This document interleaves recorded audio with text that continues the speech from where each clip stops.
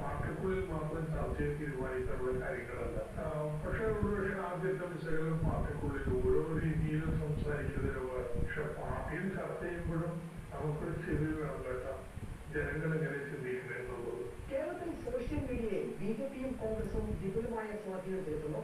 ഒരുപാട് പണം മുടക്കിയാണ് എതിർ പാർട്ടികൾ സോഷ്യൽ മീഡിയയിൽ പ്രവർത്തിക്കുന്നത്. പണമില്ലാത്തതാണ് ഇടതുപക്ഷത്തിന്റെ പോരായ്മ. പാർട്ടിക്ക് വേണ്ടി ആളുകൾ സ്വയം പോരാളികളായി ഇറങ്ങണം. യുവജനങ്ങളെ അകറ്റുന്ന രീതിയിലുള്ള പദപ്രയോഗങ്ങളും ശൈലികളും വിപരീത ഫലമുണ്ടാക്കും. ജനങ്ങളോട് തുറന്ന മനസ്സോടെ സമ്മതിച്ചു പോവാം. അവർ പറയുന്ന കാര്യങ്ങൾ നമുക്ക് അംഗീകരിക്കാൻ കഴിയില്ലെങ്കിലും അവരുടെ അഭിപ്രായമൊന്നും പരിഗണിക്കുകയല്ല വേണം. അപ്പൊ പാർട്ടിക്കാരുടേതല്ല, ജനങ്ങളുടെ പാർട്ടിയാണ്. എതിരാളികളോട് സൈബർ ആക്രമണം തടഞ്ഞു നിർത്താൻ ഔദ്യോഗിക പേജ് മാത്രം പോരാ എന്നും ഇടതുപക്ഷ ഹാൻഡിലുകൾ ധാരാളം വേണമെന്നും തോമസ് ഐസക് പറഞ്ഞു. പാവപ്പെട്ടവരും സമൂഹത്തിന്റെ താഴെത്തട്ടിലുള്ളവരും എങ്ങനെ പാർട്ടിയിൽ നടന്നു എന്ന് പാർട്ടി തുറന്നു പരിശോധിക്കണമെന്നും ഡോക്ടർ തോമസ് ഐസക് പറഞ്ഞു. റിപ്പോർട്ടർ പത്തനംതിട്ട. തിരിച്ചറിഞ്ഞത് തിരിച്ചറിഞ്ഞു എന്നതാണ് ചോദ്യം.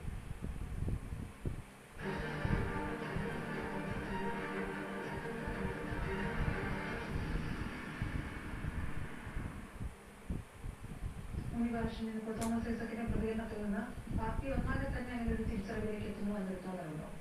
നിശ്ചയമായിട്ടുണ്ട്. കാരണം എന്താണെന്ന് വെച്ചാൽ ഇത് തോമസ് ഐസക്ക് മാത്രമല്ല, ഇപ്പൊ നമ്മൾ വ്യക്തിപരമായി സംസാരിക്കുന്ന CPM-ന്റെ ഭൂരിഭാഗം നേതാക്കളും പറഞ്ഞുകൊണ്ടിരിക്കുന്ന അഭിപ്രായം തന്നെയാണ്. ഞാൻ വിചാരിക്കുന്നത് ഇപ്പം ഇന്നലെയും ഇന്നുമായി നടക്കുന്ന സെക്രട്ടേറിയറ്റിലും അടുത്ത ദിവസങ്ങളിൽ നടക്കാനിരിക്കുന്ന സംസ്ഥാന സമിതിയിലുമൊക്കെ വളരെ വിശദമായ ചർച്ച ഈ തെരഞ്ഞെടുപ്പ് തോൽവി